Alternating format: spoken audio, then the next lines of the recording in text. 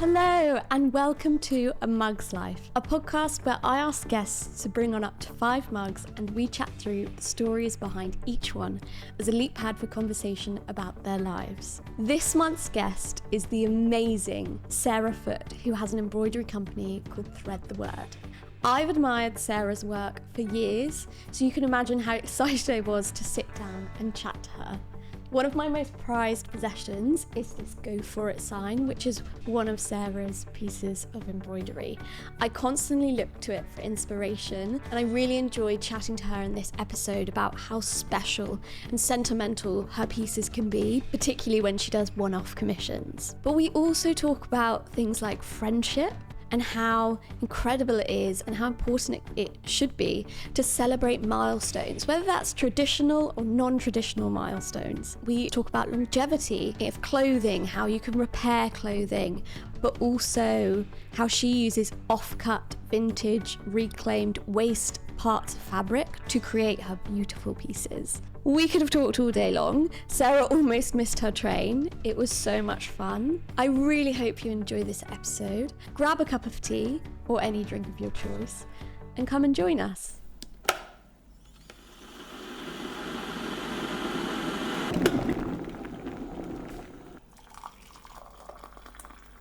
Al has fallen. Oh, I love his name being Al. Welcome so much for having Sarah me. to A Mug's Life. Thank you. I'm delighted to have you. I'm here delighted today. to be had. So, Thrilled. how was choosing your mugs? Choosing my mugs honestly felt like I bought 5 because I couldn't do less than that. It felt like choosing my favourite children. The way that I wrapped them up in my bag, because I was like, the idea of anything happening to them in transit just isn't bad thinking about. So here we are, we've all made it safely and I feel good about it. What was your wrapping process? So I'm away for a few days now and I wrapped them all in the clothes that I had packed in my bag.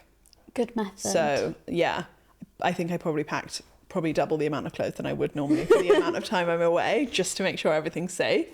But it's obviously been worth it, as long as they also get back safely. But we made it to the recording, which is what their journey was for. I'm sure they will. Fingers crossed. We appreciate you bringing this precious cargo. This is like, I couldn't think of anything I want to talk about more than this, honestly.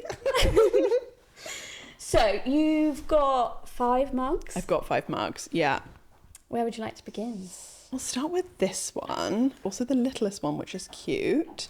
It is a quite dinky sized one. It's from Fortnum Mason, which I'd love to be like, because I shop there all the time. I don't. I got given it as a present when I had just moved to London, and the inside colour is exactly the colour of my kitchen. Or I think maybe I got it just before I moved to London, maybe. I remember getting it and being like, I can't wait to have cup of tea in this in my new kitchen. And then actually my dad loved it so much that he bought one for his house. And I would say, sorry to my parents, because I'm sure they're going to listen to this, their mug selection is like not it for me. So it was nice that he leveled up by getting this, which was really nice. Although I feel like some people are really particular. I'm not a coffee drinker.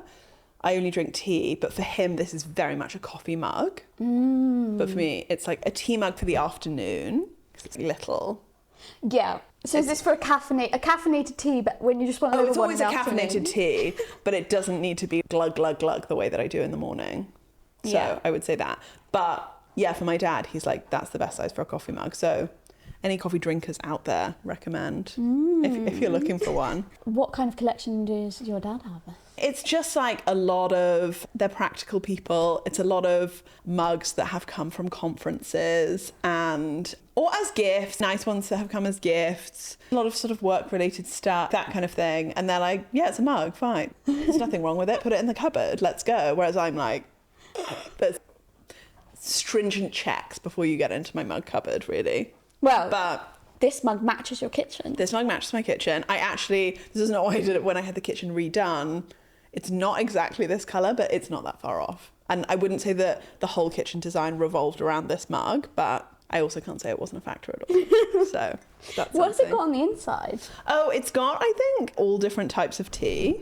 None of which I drink because I only drink English breakfast tea because I'm quite boring like that. Yeah, all kinds of Darjeelings, and I've actually never really read them properly. Indian teas and Chinese teas and that kind of thing.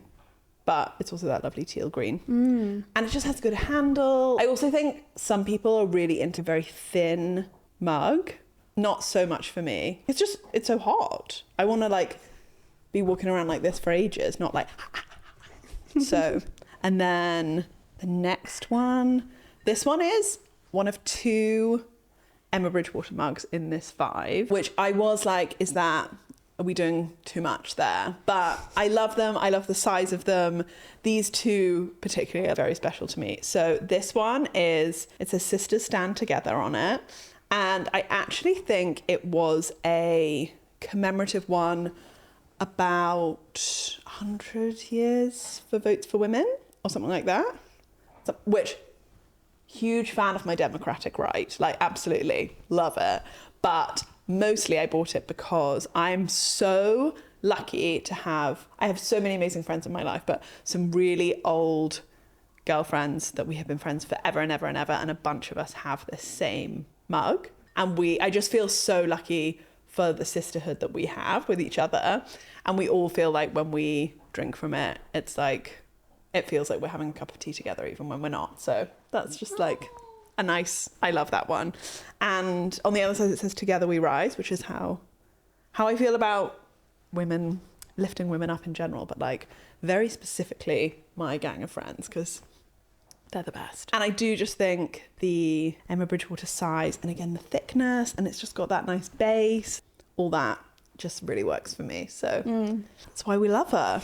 Do you send pictures to each other when you're using the mug sometimes? We ought to. Maybe we will start doing that now. Maybe we did when we first got them, but this has been a long time love in all of our mug cupboards. So that's so really nice wholesome thing. though, to have the same mug across, it is, isn't across it? friendship groups. I know. And it's not to say that maybe there'll be friends of mine listening being like, who are you talking about? Because I don't have that mug.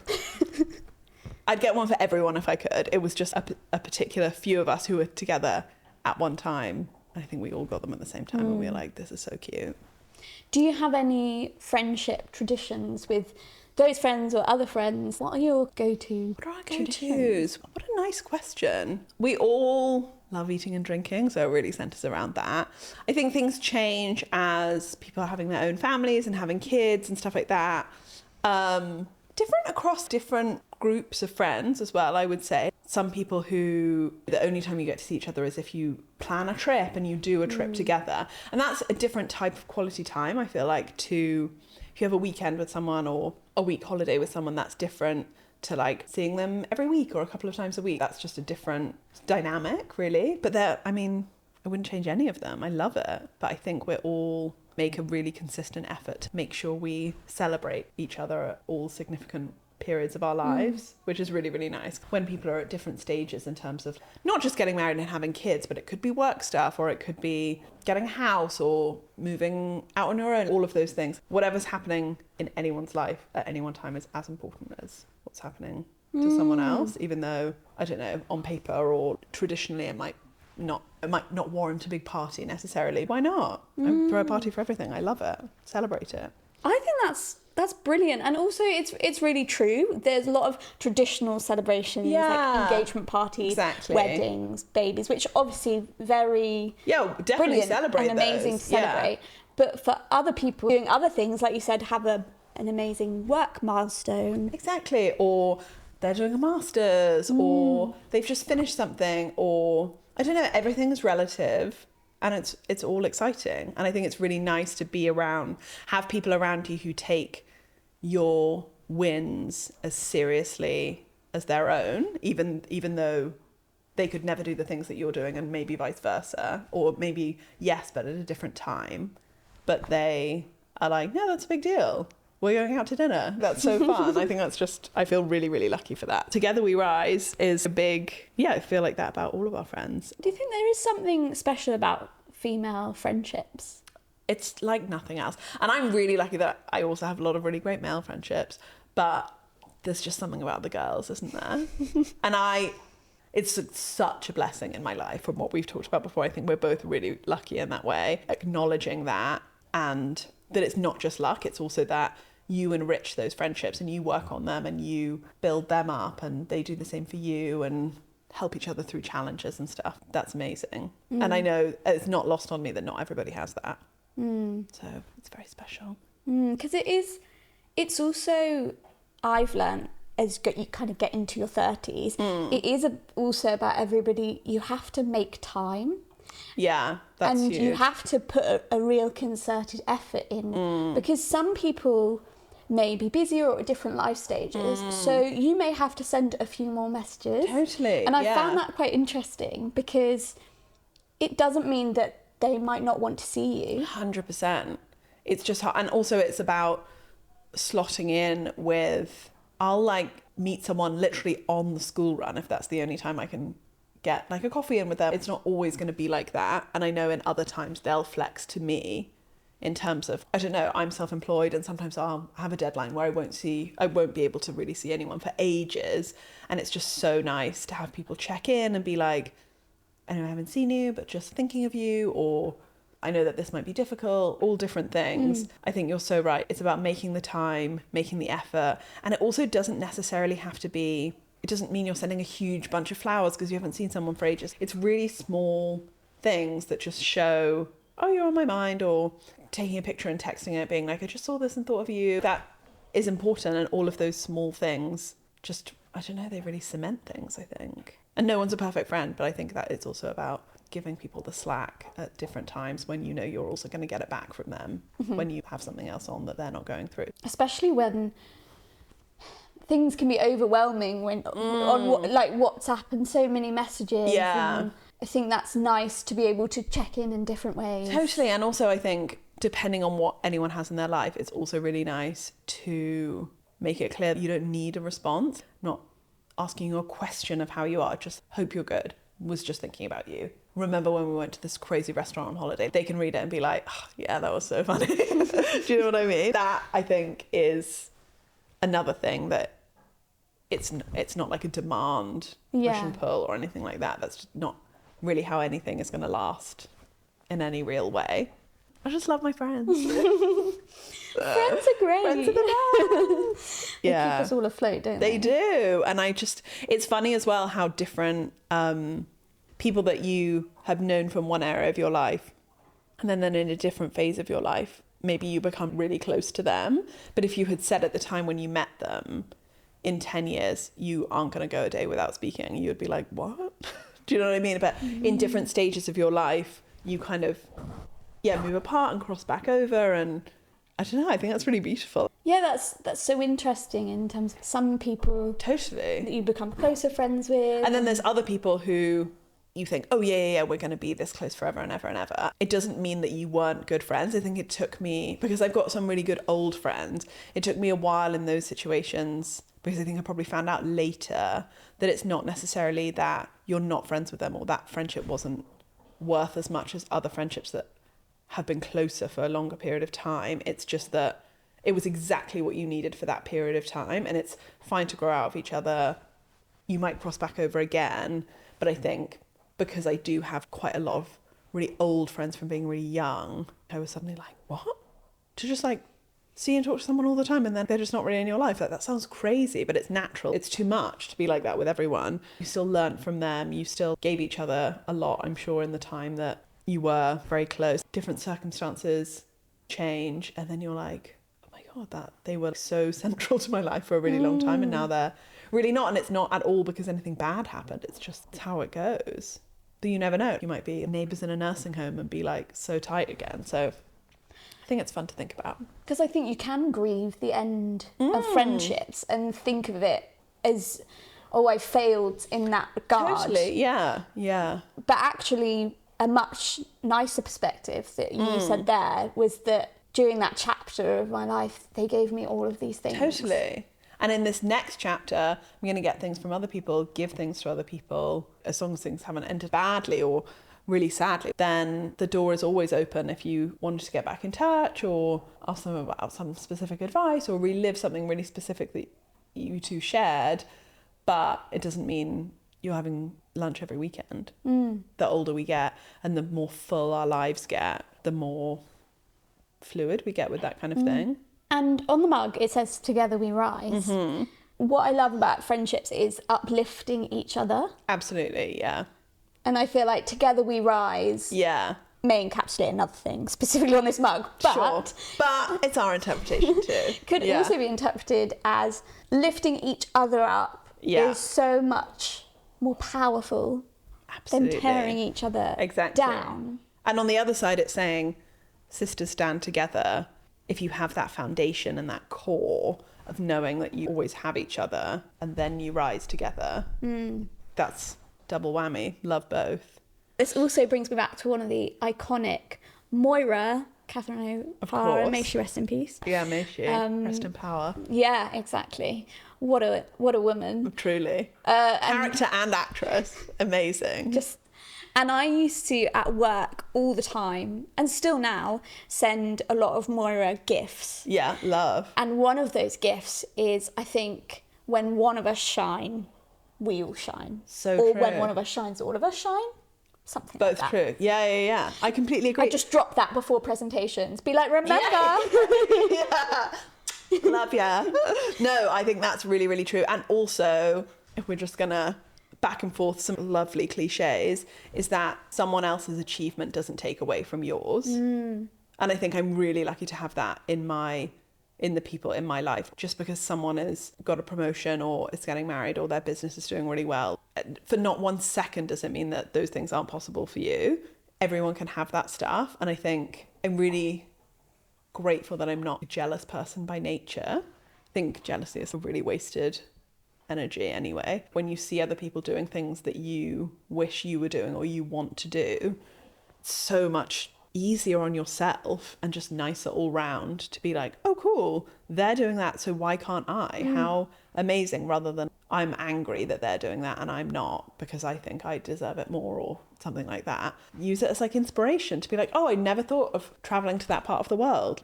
I'm putting that on my list. That's also part of Together We Rise in a way, because like you say, you're tearing each other down.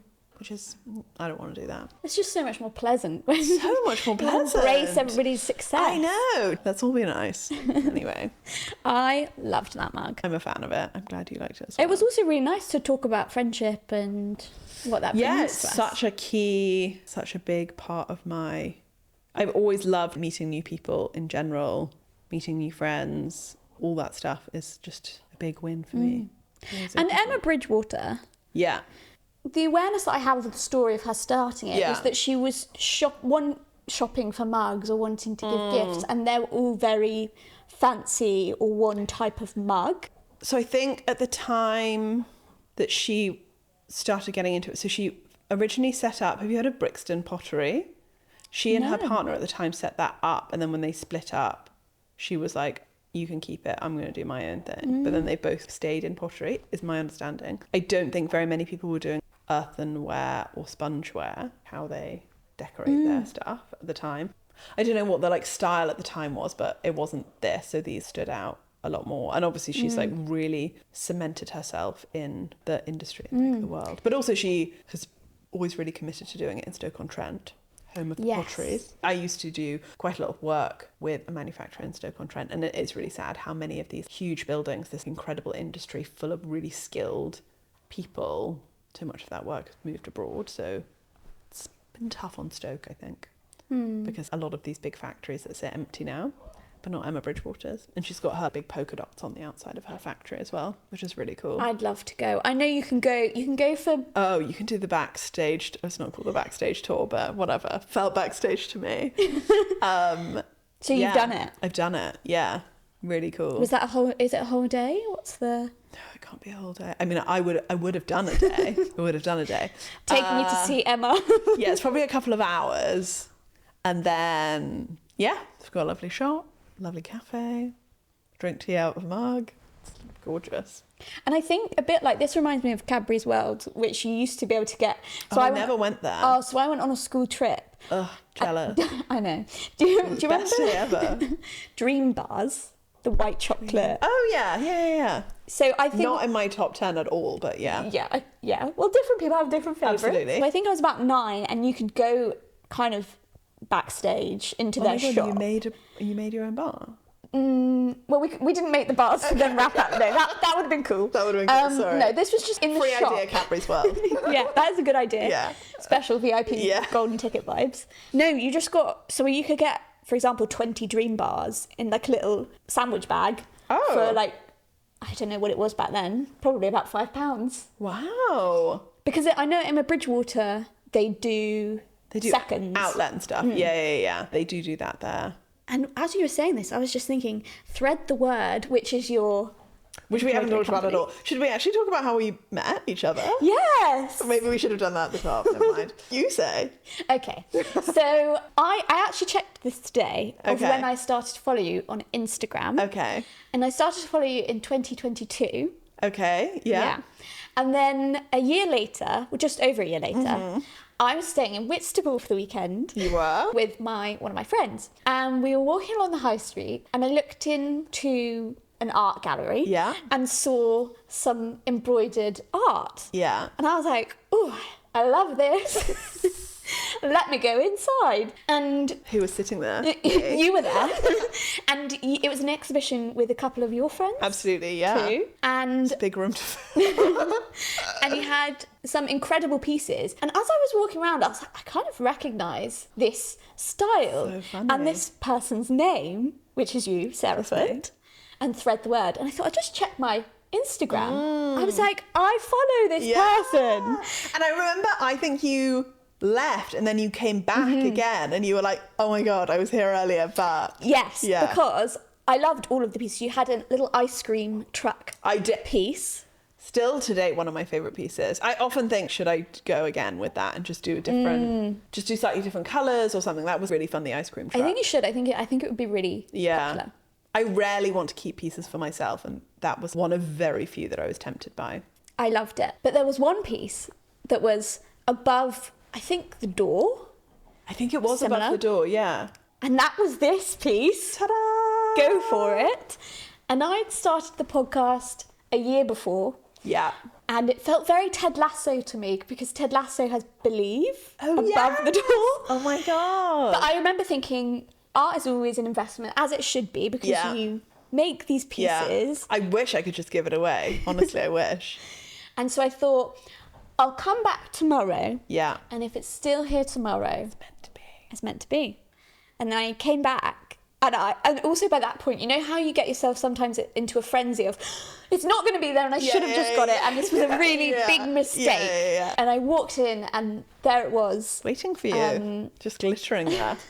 And I am a bit like that. I love a motivational phrase. Love it. Yeah. And I think it was also something that, obviously, having launched the podcast and just a way that I wanted to live my life. Totally, yeah. I think I remember you saying at the time that you were kind of at a crossroads and thinking about making various leaps and various big decisions. I felt then, and I still feel so honoured that this has been something that's helped encourage you with that. Hello, look at you now. Like, I'm not saying it's all down to me, but...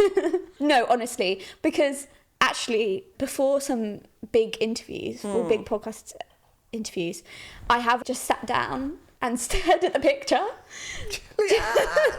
Just for a moment. Yeah. Just to remind myself, this nervous energy that you have, there's a reason why you're doing this. Yeah. And it's also, I get to do this. Totally, you get to do this. And also, I often think when you're nervous, it's actually, you're nervous not because you don't know if you should do it or not. You're nervous because you know you're doing it anyway and you really care about doing the best possible job. And I think that's a huge motivator. For me anyway, that's a huge motivator. You get to do this and you know that you have the confidence, that you have the capability, like your standards for yourself are high and the nerves are actually about meeting your own standards rather than like, oh, should I do it? Should I not? That kind of thing. I love so, yeah. And it's since come with me through all of my house moves. It's the first thing that goes out. I've obviously sent you pictures of it. I've seen it on a number of different walls. I am so pleased that it's found such a happy home. And would you like to talk about, because I think you use, which we'll talk about more, I'm sure, in one of your mugs. Yeah. But the backing fabric and the way that you approach your embroidery. Always what I've done is use offcut and remnant fabrics. I worked in textile, a lot of sort of interior design stuff for a long time, and in sampling new collections and going through the print process, getting colours right, getting matches right, using different base fabrics to print on. I just really got such an understanding, even all the way from the agricultural side, how a piece of linen looks is kind of down to what the flax harvest was like when that was harvested all the way. And the number of hands that it goes through to get to even a sample size piece is just so many. And obviously in a production process, there's a lot of sampling and a lot of stuff that gets wasted. And I would squirrel things away. And I totally get that if someone's making huge floor-to-ceiling curtains or something like that, a piece this big or a piece sort of long and skinny like that is not really going to be very useful to them, because what for? But it is useful to me. So and that's why I can hardly move in my studio. So I've got so many pieces like that, looking for homes for new projects. But that low waste element of what I do has always been at the core of it, because I think that's really important to me. There's so much textile waste in fashion, but also it feels like in interiors feels like a bit more of a tangible, maybe because I was closer to that industry anyway, feels like a more tangible and realistic way to be saving. And we all know, and we've all seen pictures of beaches in West Africa that are clogged and covered in Shein and all these fast fashion brands that just overproduce because they feel like they need to be bringing out new stuff every single week. It's absolutely insane. The number of clothes on the planet now could clothe, I think, 3 to 4 generations to come if nothing else new got produced. If we stopped all fashion production now, the next 3 to 4 generations would be absolutely fine for clothes, which is insane. And I think that really speaks a lot to what we think is a normal level of consumption and that kind of thing. So that's a big part of it. And also, I'll be really honest, when I started doing Thread the Word and working on this kind of bespoke stuff, I didn't have any money, and stuff that people are throwing away is free. So that was also a big part of it. But mostly it's the green element. And you started in 2020? I started in 2020. I had been working for another artist who had just relocated out of London, or was planning to, and I wanted to stay in London, so that job came to an end in January 2020. And then I had known that was going to happen for a while, so I'd been looking for jobs and nothing had really come up, and I was like, do you know what, I'll have February off.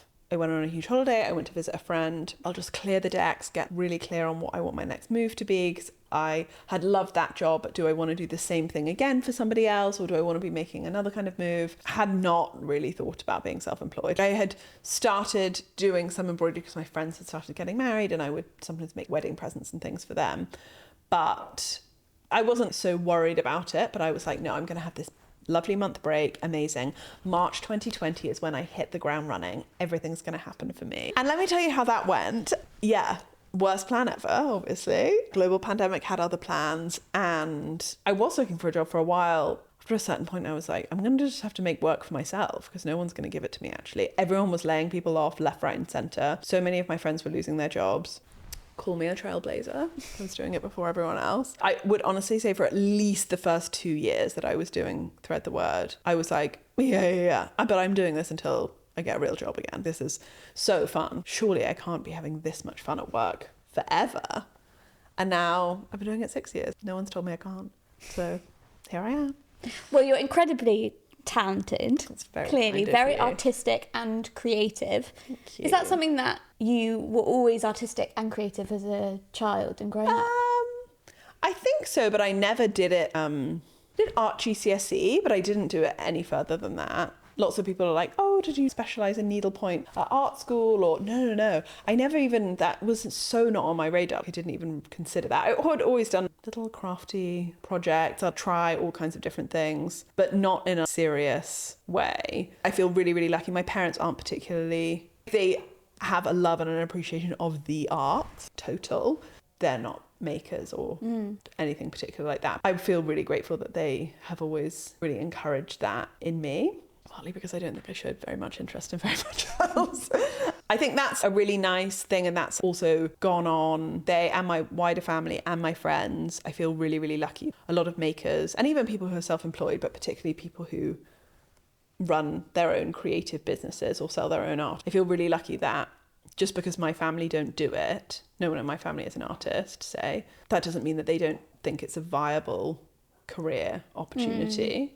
I'm sure privately they're like, really? Okay. But like, it's been really encouraging for me that they've been like, okay, cool, so you're doing this, rather than constantly. And I do know other people who've had this experience where their parents are like, have you thought about doing a law conversion course? What about this? How about doing a master's? None of that stuff has been interesting to me. And actually my dad says, we talk about it sometimes, and he's like, and you know, we never thought this was going to work out for you.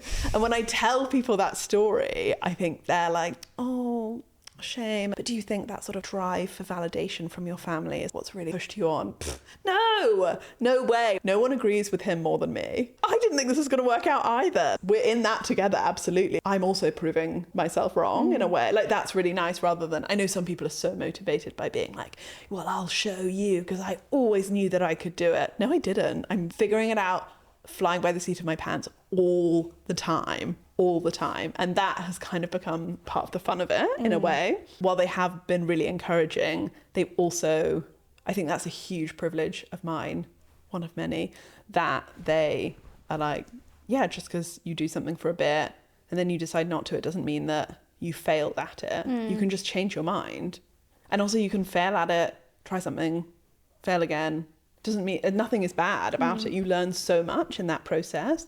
Whereas if you're always winning, I just think, well, I would have no idea what that's like. But like, it seems like the pressure just mounts and mounts and mounts. Sorry, am I being a motivational speaker? This is crazy. Clip that up. Clip that right up. Shall I talk about my next mug? This is getting too much. The next mug, talking about my career, this mug is from a company which is based in Oxfordshire near where my parents live, called Aston Pottery.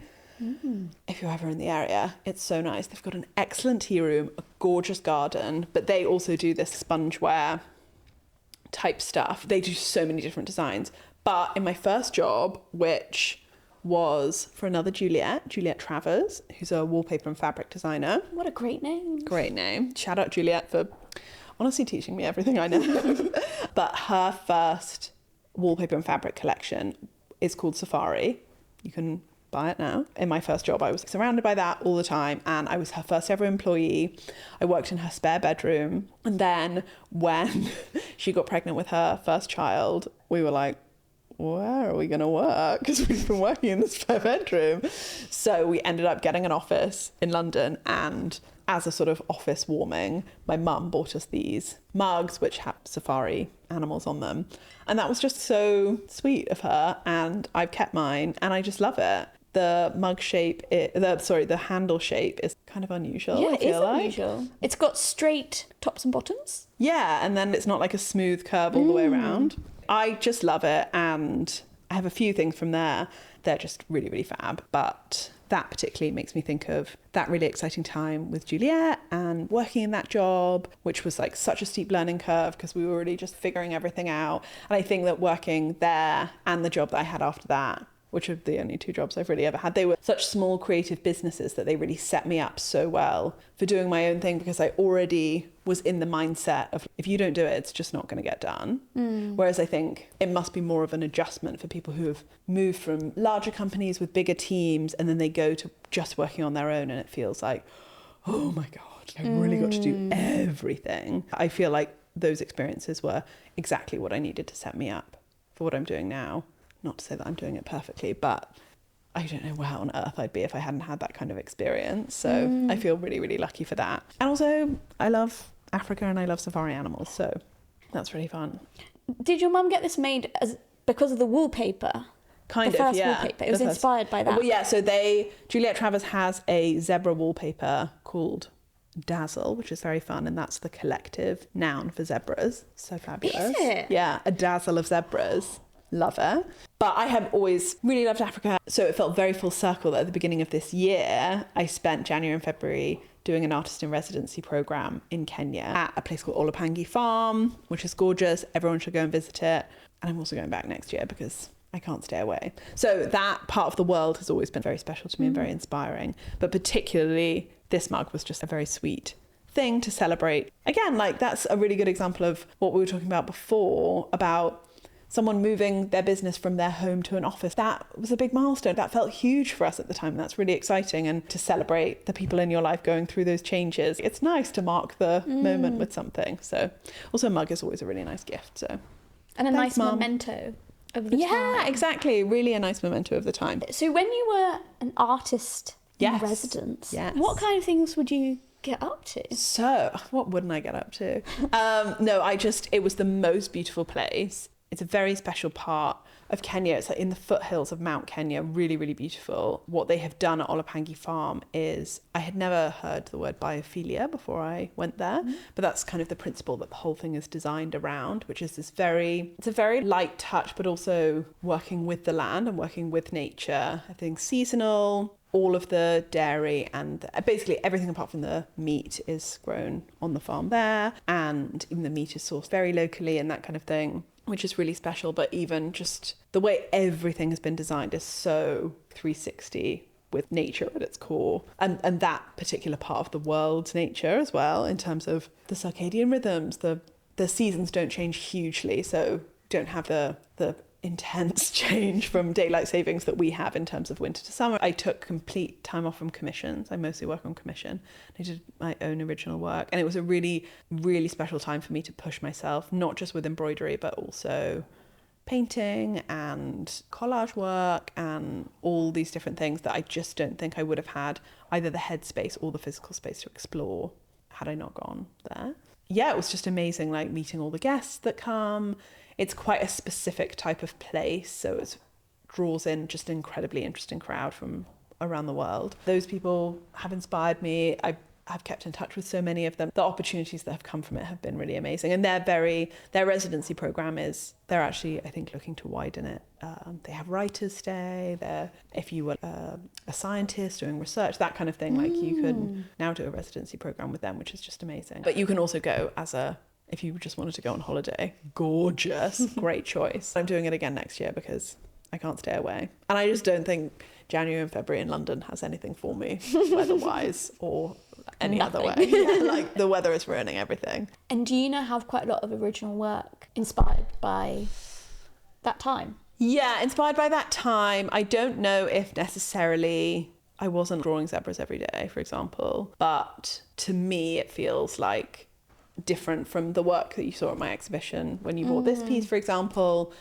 It was very much inspired by like the colours and the textures and the sort of design that I was around. All the rooms there are designed so beautifully, and I love interiors, so that was a huge inspiration. I think if you looked at all of my work, you would be able to see that this kind of maybe feels like a bit of a new chapter, or I was experimenting with some new mediums or techniques, and that feels nice. It feels really like growth. So that was a very special time for me.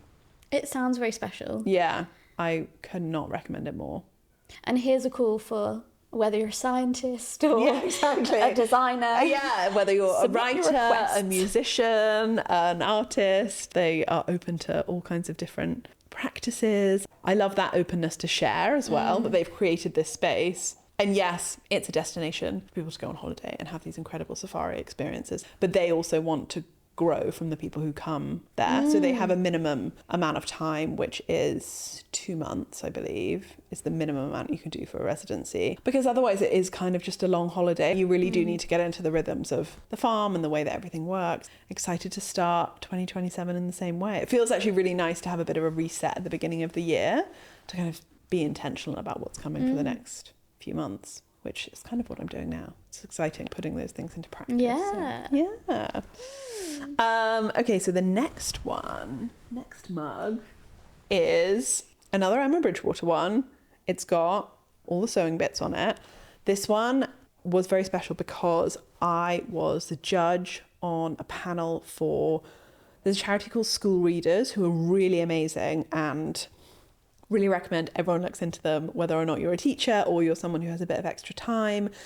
My granny actually used to volunteer doing it. It's basically they pair volunteers with primary schools to give extra reading literacy support, because so often now a teacher and a teaching assistant isn't necessarily able, all teachers are amazing, love you so much for the work that you do, but it's just not possible to give every single child the attention that they need, especially if they need some extra help on certain things. And Schoolreaders, basically their aim is to have everyone move on to senior school with the right reading level that they can get the most out of their senior school level education. Because if you are behind already, it's so hard to ever really catch up again when you get to that stage. And then so many people fall through the cracks and don't end up finishing school or don't get qualifications that would set them up for success going forward, whatever that looks like for them. And I think that's just like a really powerful thing. I think we forget. I was so lucky.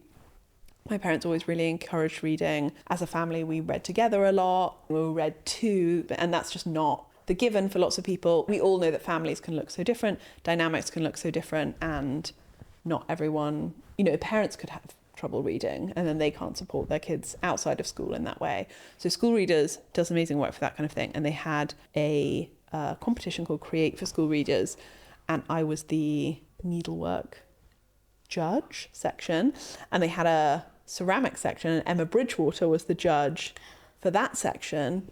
She gave me this mug herself, and it says Thread the Word on the bottom. And I do actually have another one of this that says Thread the Word here, but this was very fun to collaborate with her and the other artists and Schoolreaders, the charity, who were involved in this whole project. And it just was like a really special thing. Wow. I've never been asked to do anything like that before or since. So I'm holding on tight to this mug. And honestly, the standard was insane as well. So many of the submissions for the needlework, I was like, oh, should you be the judge? I could never do that. Like, this is so impressive. So that was a really fun thing to be part of, and it raised a lot of money for the charity, and that's all we want to be doing. What was the brief for them? I didn't know that there was one. It was quite open. Did you have to show them how to do? No, it was like whatever. It didn't have to be embroidery. Some people were doing tapestry. Some people were doing all sorts of things. Yeah, and I think the winner I chose was this beautiful tapestry. It was a stool. She'd upholstered it onto a low footstool, and it was kind of in a sort of kidney bean shape, and it was her dog that was sort of curled up in that shape and on this like lovely footstool that was sort of semicircular like that, and it was stunning. How old was this person? Is this primary? Oh no, this is the people submitting the stuff weren't kids. Oh, there was a kids section, but there was an adult section as well. Sorry. Oh my god, I should have clarified that. I was imagining. Oh no, but one of the prizes for the sections, I think they won like a piece that I had done, and I was like, she's not going to want this. She's so much more, accomplished and whatever. She'll probably be like, that trash. No. But that was a really fun project to work on, and I'll shout out about Schoolreaders whenever I can, because I think they're amazing. And I also think, because I benefited as a child from extra help from teachers, and if I hadn't had that, I don't know, I don't think it's just about academic results either. It's massively about your self-esteem in school. I'm also very young for my school year, so I think a lot of me felt like I was catching up. My confidence in that area wasn't huge. I really benefited from that extra help, and the idea that I might not have had that is really sad. So I love what Schoolreaders do to help other children have what I had. What a great initiative. Really great initiative. And it's like, so my granny used to do it, and I think you can even do it just one day a week and they pair you with a school and a class. So if anyone has any spare time and or money, do send it to Schoolreaders. Yeah, what a great thing to do. Yeah, what a great thing to do. Okay, final mug. My goodness, we're racing through. This is honestly, I think, my favourite mug of all time. I found it a couple of years ago. I went with one of my best friends to Shepton Mallet flea market, which I love. And it's a flea market is basically the only thing I'll get up early in the morning for. Like, I just love like a rummage and like a treasure hunt. It just feels so good. And this was my treasure. It's from, originally, I'm pretty sure it's by, I don't know if you know the brand Cornishware. So I think it's originally them, and I have tried to find them on eBay. The handle is a moon. I was admiring this before. I'm in love with it. And then also when you hold, I mean, have a go. When you hold it, the nose fits weirdly like right in your fingers. It feels ergonomic. It's just everything about it. Thank you. I was almost like, should I not take it because I don't know if I can risk this leaving my house? So I love it so much. The blue and white stripes, I adore. But the moon, I just love it. And Cornishware, if you're listening, please bring these back. I don't know what special edition these were. This wasn't expensive at all when I bought it. I just had to be mine. So that's really fun. And also the tiles in my kitchen. Am I obsessed with my kitchen? Talking about it so much on this pod. The tiles in my kitchen are stars. And so I just kind of feel like moon and stars is the whole thing. I just love it. So this is the greatest mug of all time. These are the next best 4. I love it on its own, but it also was a really special day with my friend. And we actually found a lot of really good stuff that time. It's just a really nice reminder of that. So it's nothing like majorly monumental other than, yeah, I feel like these are more quite representative of experiences or times in my life. No, this is mostly just a really nice mug. I adore it. I adore my friend. It's stunning. It's stunning. Cornishware, please. Please. So yeah, Cornishware used to be called TG Green, and then it was bought out, and that's another really great, all that manufacturing is done in the UK. This also says clover leaf on it. I've tried to find info on that. No, it's perfect in every way. It's an art piece. It is. That I use most days. It's also maintained its good condition. I think so, yeah. I almost was like, am I even ever going to drink out of that? Because I love it so much. Is it more of a shelf mug that is just on display? But no, I'm like, the older I get, the more I'm like, I'm not saving things for best, actually. I'm using them every day because I want every day to be the best. Yes, of course. For me, really ending on a high there. So, yeah. Just, how good is it? Put it in an art exhibition. Honestly, if I could buy 10 more, I would. I just love them. Anyway, so that's me. Stunning. Those are my 5 favourite mugs. Well, before we go into quick 5 favourites, Please. I had a couple of questions. Oh, please. About Thread the Word. Oh, I would love. Hit me. If you will indulge me. I'm not sure. So, a lot of the pieces that you make for people, which you can obviously talk about a little bit, are there for special occasions often, and have quite a lot of sentimental value attached. Sentimental is my middle name. Absolutely. So what have some of your favourite requests been? Oh my God. And what have your favourite, because we talked about not getting sometimes much feedback, but what have been some of your favourite feedback or responses to the person who's been gifted that? So that's the thing. I think a lot of the things that people buy from me, they are then going on to give as a gift. So I hear feedback that they liked it. Good, because they're the customer officially. I want them to be happy with what they've commissioned. But what I want to know is what the person you gave it to thought. Like, I want to know. If everyone could film the reaction of every single piece that they're giving me and then send it to me, that would be perfect. But I know that that's unreasonable.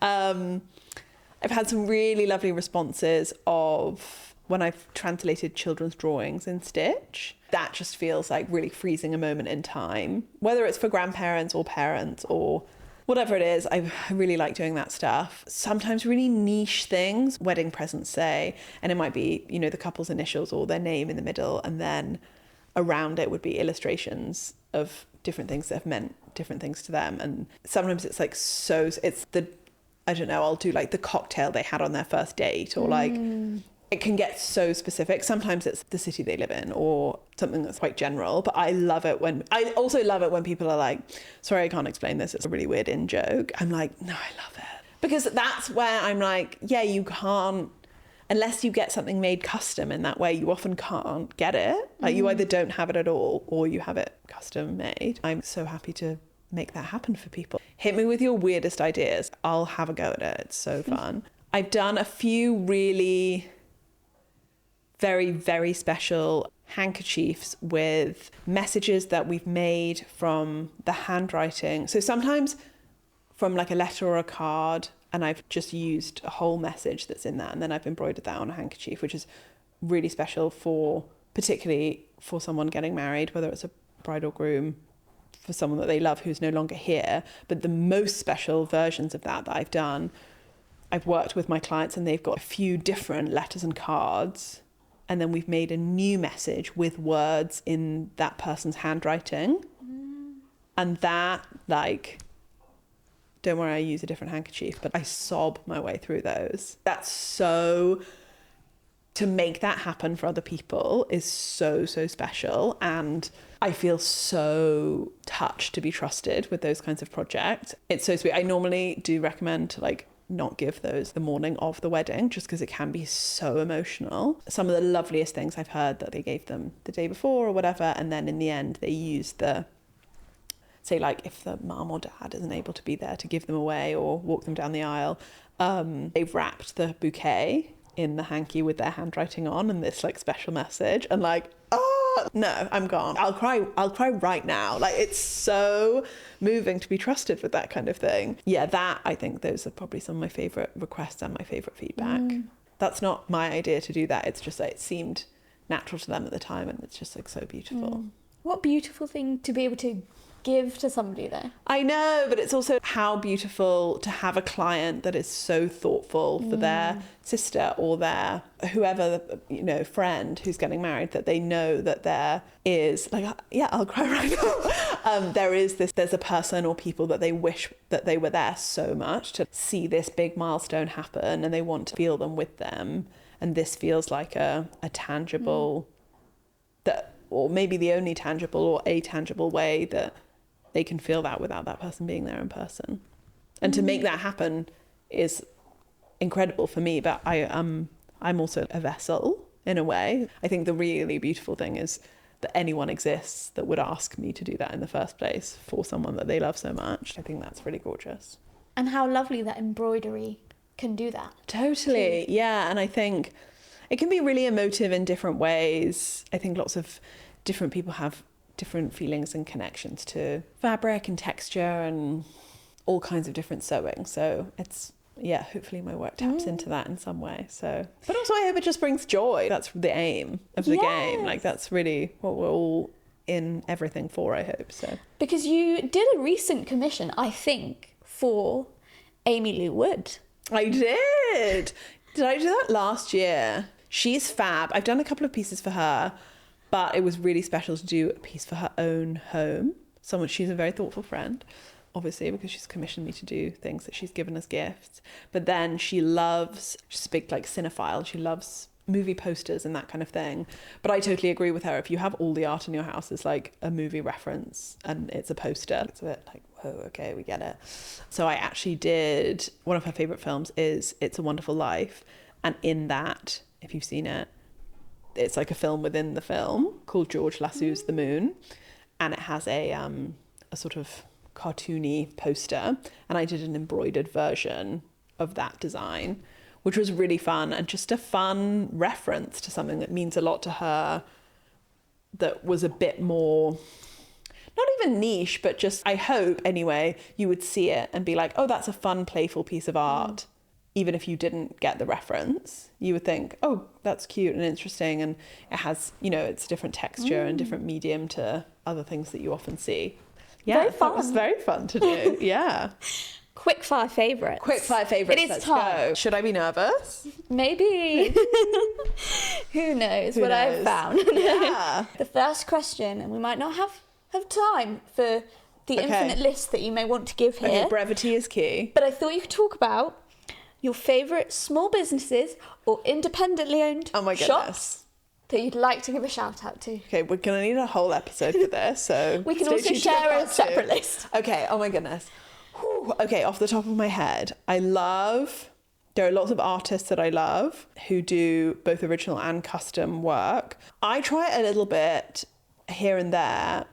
I have to be in, like, a very specific headspace and have the time, and hopefully the weather is good. I really like painting furniture and decorative painting, but not to the level of, I love a lady called Kirsty Erskine-Hill, who's an amazing decorative painter. She can do, like, bigger scale. She's amazing. She's done murals. She could do a whole bed, all these incredible things, but she also does beautiful name plaques for doors or, like, above pegs. She is just really fab. I love her style. Cloth and Clay, I work with quite a lot. Their linen homeware is just a really beautiful base. It's my favourite linen to embroider on if I'm not using reclaimed stuff. So if anyone is ever saying, oh, I'm looking for a set of 10 napkins or whatever, Cloth and Clay, she's your girl. She also does the clues in the name. Some lovely ceramics as well. It's a brand called Merry and Bright, which is really fab. They do just all kinds of just fun home stuff. They do really fun, bright coloured cutlery. I gave to lots of children in my life for Christmas little kids' cutlery sets, but they also do adult bright coloured cutlery, which is so fun. Oh my goodness. Okay, one more. I love, my friend Sophia, who runs Yonder Living. Cannot recommend them more. She has just incredible stuff made in India. She has an incredible eye for beautiful vintage. She sells just block printed stuff, rugs, homeware. She's such a good spot for gifts. What fab picks. I knew you'd have some. So Yeah. I was like, let me just... And as I walk out of this door, I'm going to be like, oh, I should have said this. Those are the main ones off the top of my head. We could put them on a different slide on Instagram. Yeah, if you I think love of any that. more. Favourite ways to use leftover or offcuts of fabric? Oh, well, embroider them for sure. I've never done quilting because it seems like in my head quite difficult. Like my maths brain is just so dreadful and it often involves quite a lot of geometry and that kind of thing. But I'm doing a very much more sort of free-form quilt at the moment, or patchwork piece. It's probably not going to be big enough to be a quilt. But so when I use neutrals or whites as the base fabric, sometimes when I'm straightening them out, there might be an offcut of the offcut, if that makes sense. And I'm trying to sew all of those together in like all whites and neutral colours to make a patchwork piece, which I think is fun. So That's exciting. yeah, I'm really trying to be like, it's not possible to be 0 waste, but that's as close as I've been able to get recently. I have really short legs, so I have to get trousers taken up a lot. And I often keep those offcuts, particularly if they're from jeans, to then patch. I often have to patch the inside of the thighs of trousers, like if they get a bit worn through. And sometimes it's really useful to have that bottom bit of the trouser because then you can match it to the top. And even if it doesn't match, it's just useful to have scraps like that, I think. I'm a big repair girl. Big repair fan. And I think if you're investing in clothes that last longer anyway, you're much more likely to repair them. Whereas if you only spent, a tenner on some jeans anyway, you're like, so I get another pair for a tenner. Actually, how about we work on things a little bit differently? So yeah, I think I'd probably say that. Great. Another question I could talk about for too long. Dream pairings with a cup of tea. Oh my goodness. Okay. Are we talking snack-wise? Yes, although what did you have in mind? I don't know. I'm not really sure, just like environment. Okay, for an afternoon snack, I'm a big jam fan.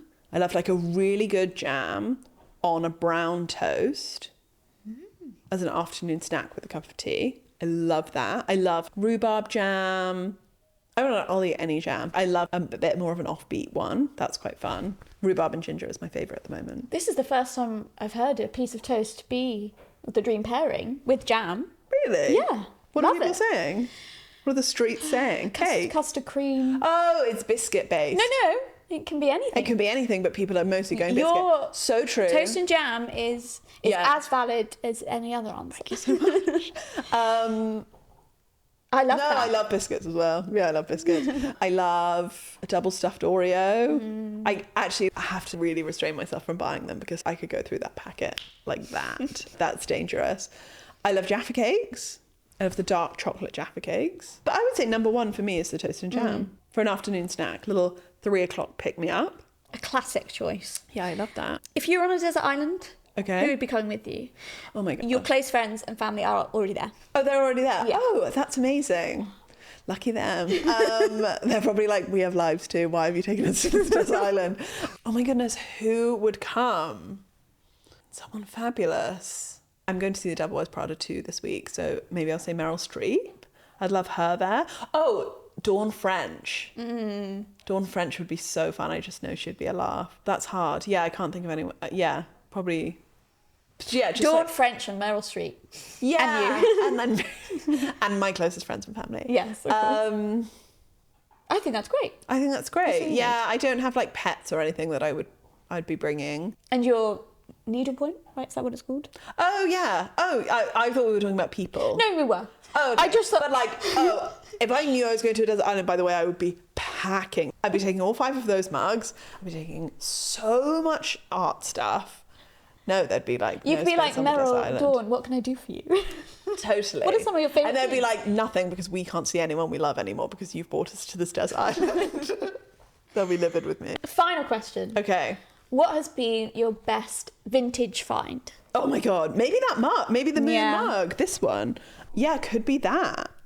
Honestly, maybe that. Also, with the same friend, also at Shepton Flea, but a different time. And this was for her house, but I'm there a lot, so it feels like mine. We found an Urkel coffee table. For like, What's Urkel? oh, it's a really beautiful furniture designer that was such a steal. And when we were talking about what we were keeping our eyes peeled for, she was like, I found this Urkel imitation one on Habitat or something like that. She was like, if I can't find a coffee table that I like today, I'm just going to order this. And then we ended up finding the real deal for less than what the imitation cost. So that was amazing. I also randomly a few years ago found this like wooden painted big fish in a charity shop, and it's on my wall. And I'm just a huge fan of, if you like something, hang it on your wall, and that's what makes it art. It doesn't have to be that you bought it in a gallery, although of course. It doesn't have to be that it's people know the artist, of course. If you like it and you want it in your life and around you, hang it on the wall. It doesn't have to be expensive. It doesn't have to be anything. I think that stuff is just really fun. And it's really random and weird, and why is it in my living room? But I love it so much. Number one spot is that mug, I think, the moon mug.